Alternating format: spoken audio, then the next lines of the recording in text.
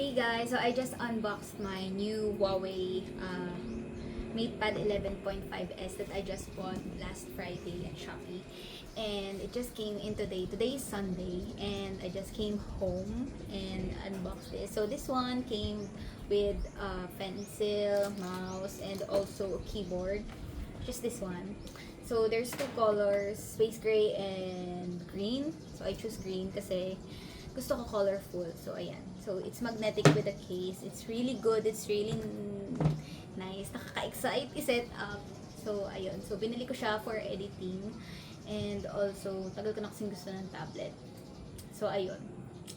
So it's Huawei. I was quite worried like before buying because tawag dito, hindi siya ka-ecosystem ng mga ginagamit ko. Pero, since kailangan ko lang naman ng extra storage and also kailangan ko ng, ang ganda kasi ng promo, tawag dito.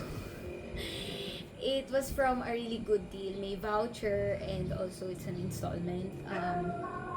So, ayun, magagamit ko na siya agad-agad and yun lang naman pang editing. And also, ang ganda kasi mayroon na siyang WPS, PC-like na freebie na paid na. So, pwede mo na siyang gamitin as parang laptop. So, ayun. Naka-excite gamitin. Pero kailangan ko pa mag-video. Kailangan ko pang i-document to kasi minsan lang to. I mean, disclaimer lang, this is not sponsored. So, I just bought it like for my own funds. So, ayun. Ayun, naka-excite. Sana makapag-edit ako ng magamit ko talaga siya. Tawag dito, tapos ayun, setup. Tingnan natin. Sinetup ko na kasi yung facial recognition. O, di ba? Ano na siya? Ang ganda ng display. Very paper matte. Kineme, yun doon sa tagline nila. So, ayun lang.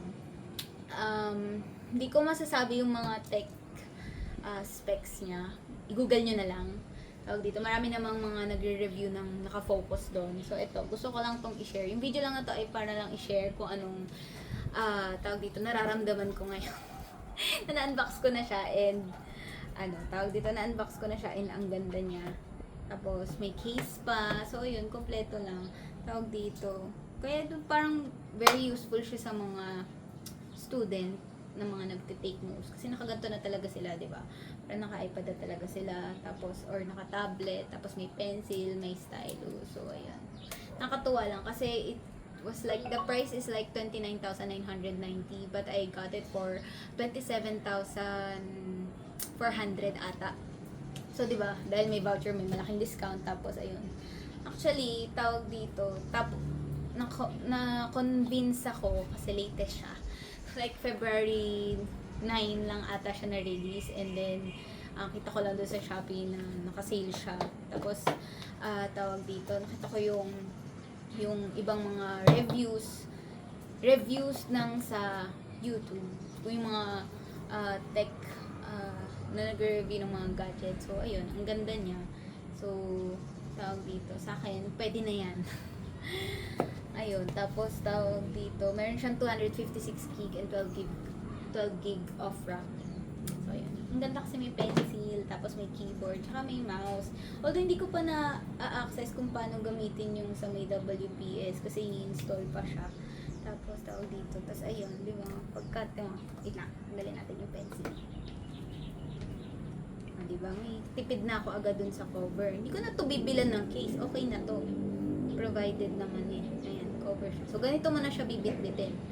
Kasi, pagka kunwari, gusto ko lang siyang walang sa harapan. Okay naman, kaya lang parang magagasgas kasi yung type na to pagka gaganan mo lang siya. Like, for me lang.